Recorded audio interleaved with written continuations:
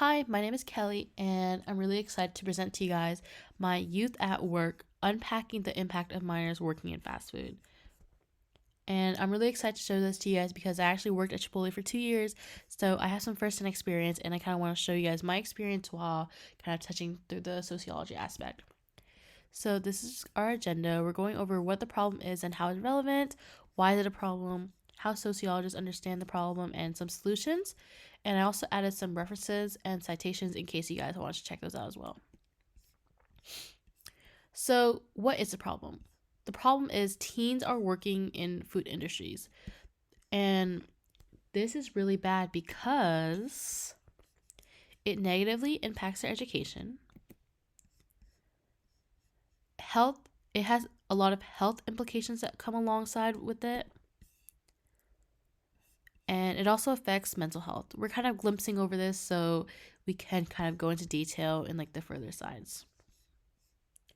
So it's a problem because number one, there are power imbalances. This kind of touches base on power dynamics in sociology where there's kind of a pyramid and you're as a minor you're going to be placed at the bottom no matter what. As a new hire you're going to be placed at the bottom no matter what because that's how you're starting out. This can be kind of negative to your mental health because you feel micromanaged, you feel kind of useless in a way because there's no power you can do and you're kind of just a worker. The second issue is exploitation, also relating to power dynamics because as a lower tier you're going to be overworked, you're going to be used because I think from my experience as a minor all jobs are 20 hours or less because that's kind of how the law is. They don't want you to overwork yourself and kind of get tired of rigorous activity and kind of get it damaged to your health. So these laws are in place to not only protect you but to protect them. It kind of a lot of minors do get exploited and kind of overworked.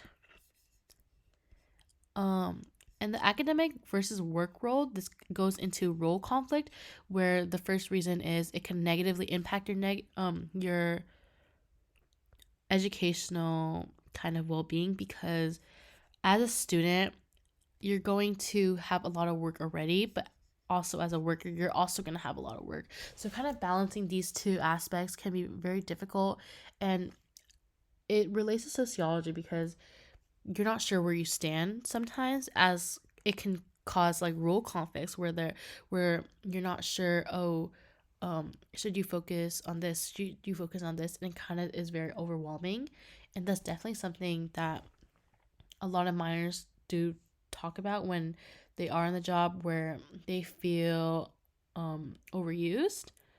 Also with exploitation, I know a lot of my friends, they worked in like kind of under the table for shops and they didn't know it was under the table because they were just paying cash and they thought it was normal. But a lot of jobs do that, and some people aren't really educated enough to kind of understand that. And so it's definitely important to get educated. We're kind of also touch base on that in the end. Um, we also go into economic inequality.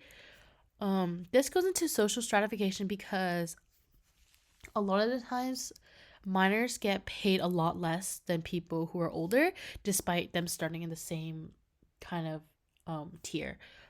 As you can see in the table 3 on the left, it kind of shows you the distribution between the pay and how as a minor you're going to get paid a lot less compared to people who are over 20.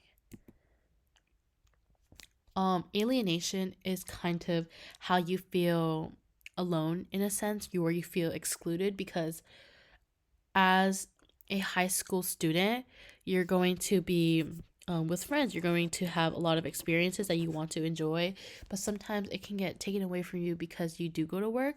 I definitely have experiences in some way because as of right now, I work 2 jobs and it's kind of hard to manage 2 jobs, manage school. So it can definitely get a lot confusing. And when your friends want to hang out, you kind of can't, and you kind of have to turn them down because you have work. And it does get a little lonely, but I definitely have come to terms with it, and I'm actually um okay with being working instead of going, if that makes sense, which is not bad. I think it's like also a good thing, but also there's also a lot of pros when it comes to working. You kind of contribute to structural functionalism by economic contribution, because when you're working you receive money, and when you receive money you kind of use it, and you use that money and it kind of goes into the system again, where you're kind of indulging in capitalism, which is not a bad or a good thing, but definitely good, it's a good practice to kind of get into the real world, kind of get a debit card, get a credit card, and kind of just like helping society function. Another pro is that it can definitely um help your identity formation and social relationships.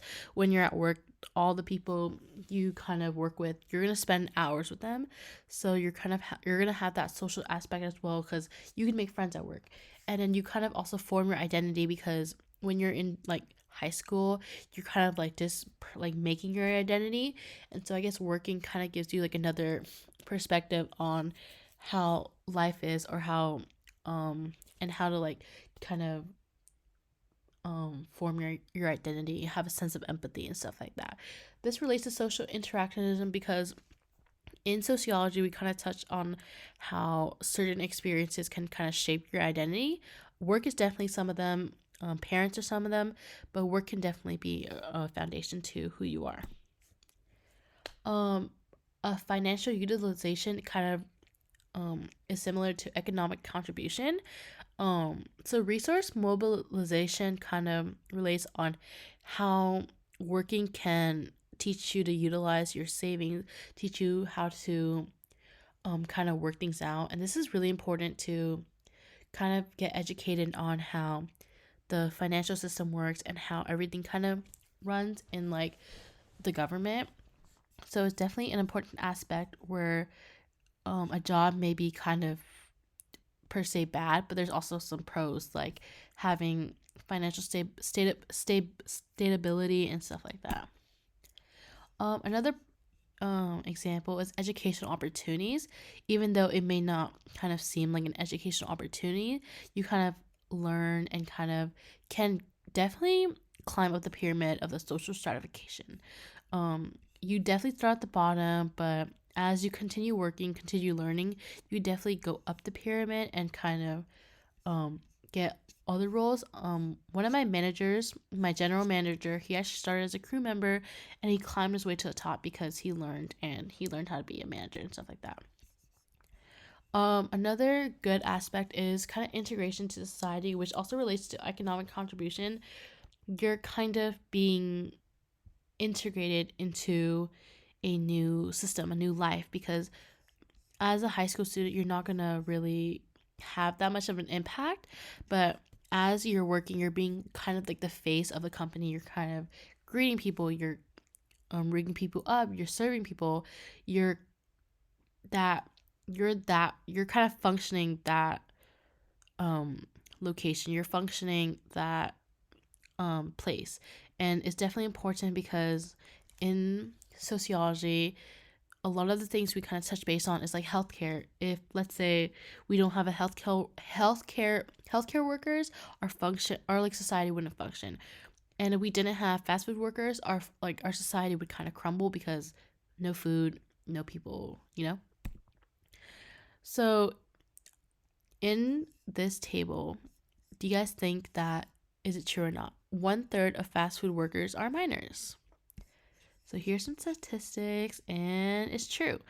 Um, 1/3 of food workers are actually minors, as you can see here, which is kind of crazy.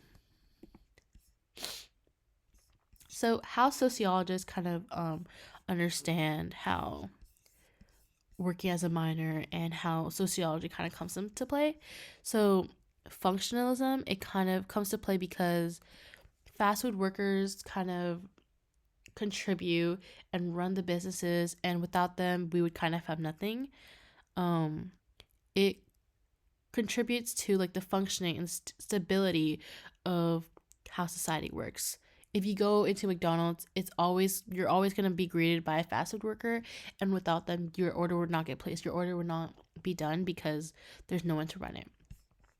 This also They also understand it by conflict theory.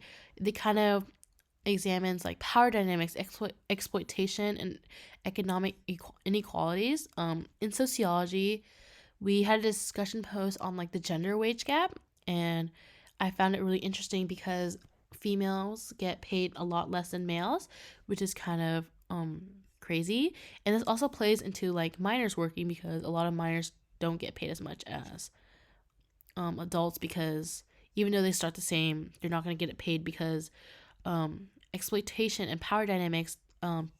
Older adults who are more experienced, they're gonna offer you a wage and you're gonna accept it because you've never had a job before, and they're gonna offer someone else a bigger wage even though they start the same, because they think they're more experienced. And you kind of feel you're kind of I was too nervous to kind of like speak up about it, because I felt like it wasn't my place. It wasn't my like time to say anything, because I felt like I deserved it because I was a minor, which is not good.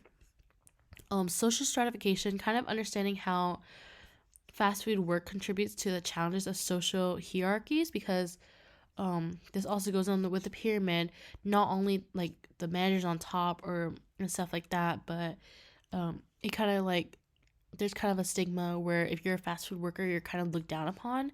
It could definitely be detrimental to your mental health, because you feel kind of overwhelmed. You kind of feel at the bottom. You feel powerless, and that can be really negative, and kind of have like a negative connotation behind it. And resource mobilization theory, they kind of understand it how fast food can kind of utilize how you do things, or kind of limits your resource for minors, because when you're working, you get a lot of new information and a lot of new perspectives and a lot of new information, but you can also limit your resource for, like, let's say school. It can make you focus less on school and focus more on working, instead of like focusing on school and clubs and stuff like that. So that can also be kind of negative in a sense. So some solutions I've researched is education and awareness. So like I said before, a lot of minors aren't really educated on how the system works, or like how it would work to kind of get a job. And when you do get a job, you're not sure like how much you should ask for, how much you should bargain. Oh, should I get minimum wage? Should I get 17? Should I get 16? And I definitely think that you need to also be aware of, like, if you're getting overworked, you're getting kind of ostracized, or kind of obligated, like kind of being pushed around and stuff like that.